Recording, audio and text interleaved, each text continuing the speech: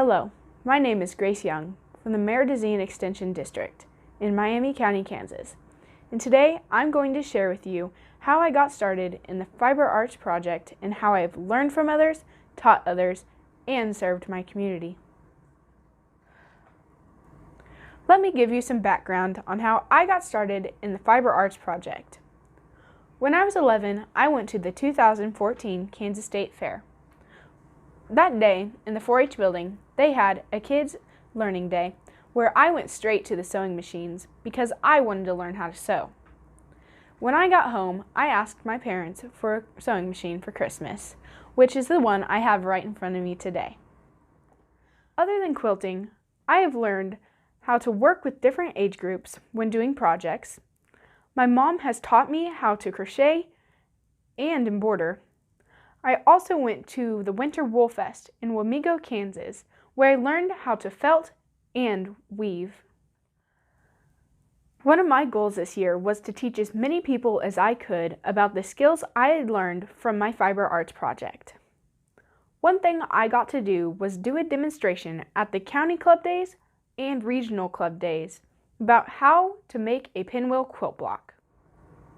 Another opportunity I had was to lead a club community service project. I got the supplies together and cut the material, and arranged the time we got together. So one night, I taught my club how to make tie blankets.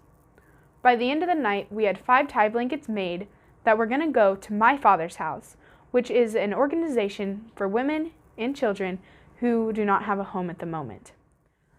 One thing I got to help organize was day camp. Day camp is a fun activity that junior leaders put on every year. The theme this year was Around the World in 80 Days. So I did a hot air balloon with a weaved paper basket. I volunteer my time once a month to go to the Cloverbud meetings. So each month we have a different project. One month we happen to have fiber arts. Of course, I wanted to teach that since I had some background knowledge on fiber arts. I taught them how to make dream catchers, which is weaving with yarn. One of my biggest learning experiences in the Fiber Arts Project was to fix my binding. I sent my quilt to the Miami County Fair and the Kansas State Fair, and every year I got critiqued on my binding. They told me how I could do it better, and I kept trying, but I kept failing. So then I asked for help at the Miami County Quilters Guild meeting. Many people came up to me and offered help. After that, I sent my quilt to the Kansas State Fair, where it won Best of Show. My biggest leadership opportunity I had in the Fiber Arts Project was when I got elected chair by my Quilters Guild. I was chair of the Kids Corner. The Kids Corner is an event that is held every year at the Miami County Fair, so kids can come and experience new projects. For this one, they got to experience how to quilt. I decided on a hot pad because it fit all the requirements I needed to have a successful Kids Corner. Some of the complaints from last year were that the projects took too long for the kids to pick out all their fabric, and some didn't even go home with a finished product. So I put together kits like this one, so they could go and pick which kit they wanted without going through every single piece.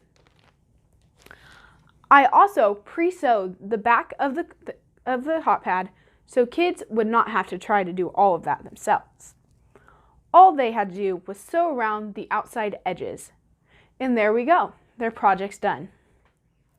There was 10 members from the Quilters Guild there with their sewing machines, which helped me greatly, because without them, I would not have been able to put the function on.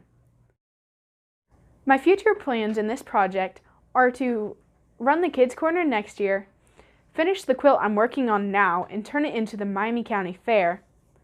I also want to better my quilting and crocheting skills so I can work on more complicated patterns.